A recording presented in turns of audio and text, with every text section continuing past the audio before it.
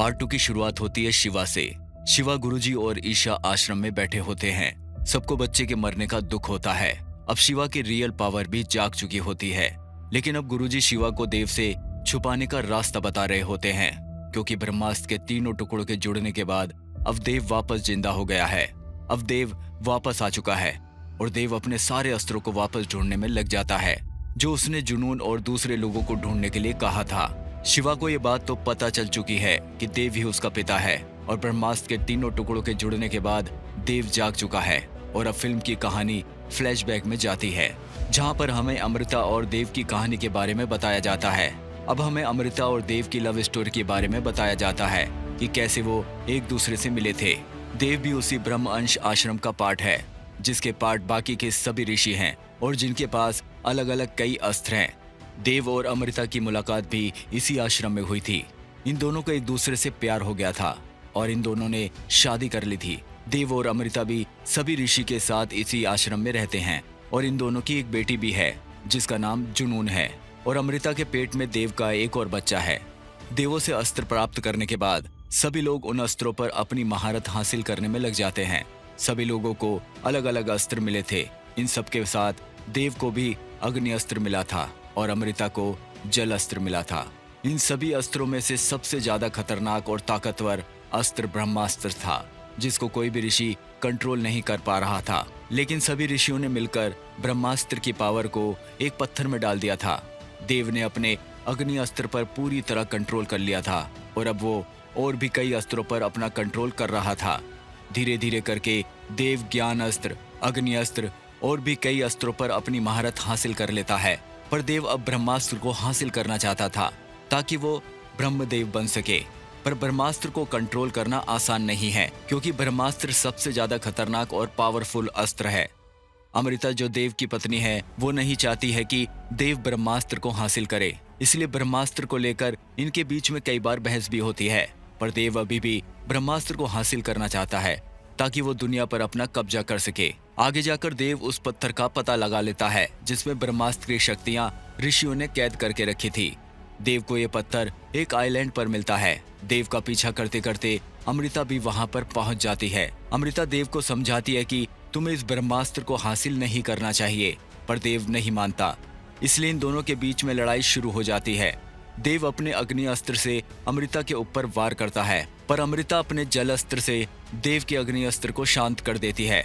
लंबे समय तक इन दोनों के बीच में लड़ाई चलती है, पर आखिर में अमृता इस लड़ाई में जीत जाती है, क्योंकि वह अच्छाइयों के लिए इस लड़ाई को लड़ रही थी।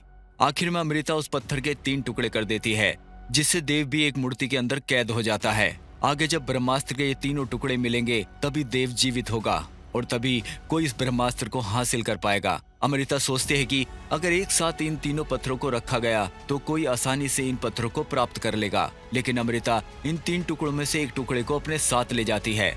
अमृता अपनी शक्तियों को त्याग देती है और आश्रम से दूर जाकर एक नॉर्मल इंसान की तरह रहने लगती है। कुछ समय बाद जहाँ पर बाकी के 2 टुकड़े थे, वहाँ पर आश्रम के बाकी के सभी लोग भी पहुँच जाते हैं। उसके बाद पता चलता है कि देव एक मूर्ति में बदल चुका है और वे सोचते हैं कि अमृता भी मर चुकी है। आश्रम के लोगों को पता चल जाता है कि ब्रह्मास्त्र के पत्थर के टुकड़े हो चुके हैं। उन्हें वहां पर सिर्फ 2 ही टुकड़े मिलते हैं। गुरुजी, जिसका रोल फिल्म में अमिताभ बच्चन ने निभाया है, वो एक पत्थर को मोहन यानी शाहरुख खान को दे देते हैं, जिसके पास वानर अस्त्र है, और दूसरा टुकड़ा अनीश शेट्टी यानी नागार्जुन को दे देते हैं, जिसके पास नंदी अस्त्र है, और तीसरा टुकड़ा खुद अमृता के पास है। अब हमें दिखाया जाता है कि अमृता को शहर में एक बेटा होता है, जिसका नाम शिवा रखा जाता है। एक रात को अमृता और शिवा घर पर ही होते हैं, तभी घर में भयंकर आग लग जाती है। अब अमृता के पास उसका जल अस्त्र भी नहीं है, इसलिए वो आग को नहीं रोक पाती और जलकर मर जाती है। पर शिवा को कुछ नहीं होता, क्योंकि उसके अंदर उसके पिता देव की तरह ही अग्नि अस्त्र की शक्तियां हैं, जिसकी वजह से वो बच जाता है। अब हमें दिखाया जाता है कि शिवा बड़ा हो चुका है और उसके पास उसकी माँ की एक आखिरी निशानी शंख है। ये शंख नहीं होता, ये वही ब्रह्मास्त्र का टुकड़ा होता है जिसे अमृता उठाकर लाई थी। शिवा का खून लगने के बाद ये टुकड़ा अपने असली रूप में आ जाता है। अब फिल्म में जुनून की एंट्री होती है, जो देव की ही बेटी है। अब जुनून बड़ी हो चुकी है। देव उन तीनों टुकड़ों को हासिल करने का काम जुनून को सौंपता है।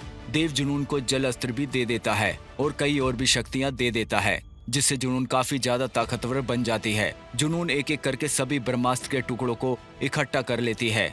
आखिर में जुनून उस टुकड़े को भी हासिल कर लेती है जो शिवा के पास था। जुनून इन तीनों टुकड़ों को जोड़ देती है, जिसके बाद ब्रह्मास्त्र की शक्तियों से पृथ्वी का विनाश होना शुरू हो जाता है और देव भी जीवित हो जाता है। अब कहानी अपने फ्लैशबैक से बाहर आ जाती है। अब हमें दिखाया जाता है कि देव जीवित हो चुका है और गुरु शिवा को देव के बारे में बता रहे हैं कि कैसे वो मूर्ति में कैद हुआ था और वो क्यों ब्रह्मास्त्र को हासिल करना चाहता है। गुरुजी कहते हैं कि देव ब्रह्मास्त्र को इसलिए हासिल करना चाहता है ताकि वो दुनिया का अंत कर सके और अपनी भी एक नई दुनिया बसा सके। इसी वजह से शिवा की माँ ने भी देव को ब्रह्मास्त्र हासिल नहीं करने दिया था और उसे एक मूर्ति में कैद कर दिया था। और अब देव दोबारा से जिंदा हो चुका है तो वो ब्रह्मास्त्र को दोबारा हासिल करना चाहेगा। और जैसा कि हम सब ने पार्ट 1 में देखा था कि जब जुनून ने उन तीनों टुकड़ों को मिलाया था और ब्रह्मास्त्र की वजह से दुनिया पर तबाही शुरू हो गई थी, इसलिए शिवा ने ईशा और पूरी दुनिया को बचाने के लिए ब्रह्मास्त्र को अपने अंदर समा लिया था। हमें ब्रह्मास्त्र की एक झलक शिवा की आंखों में भी देखने को मिली थी, इसलिए ब्रह्मास्त्र की शक्तियां शिवा के अंदर हैं और इन शक्तियों को पाने के लिए देव शिवा को जरूर ढूंढेगा। अब हमें देव को दिखाया जाता है। देव जुनून से पूछ रहा होता है कि ब्रह्मास्त्र कहाँ पर है। जुनून बताती है कि ब्रह्मास्त्र को एक आश्रम के व्यक्ति ने अपने अंदर समा लिया है। देव पूछता है कि उसके अंदर इतनी शक्तियां कैसे आई, जिससे कि वो अपने अंदर सबसे खतरनाक और पावरफुल ब्रह्मास्त्र को अपने अंदर समाये हुए है। जुनून बताती है कि उसके पास भी आप ही की तरह अग्नि अस्त्र है।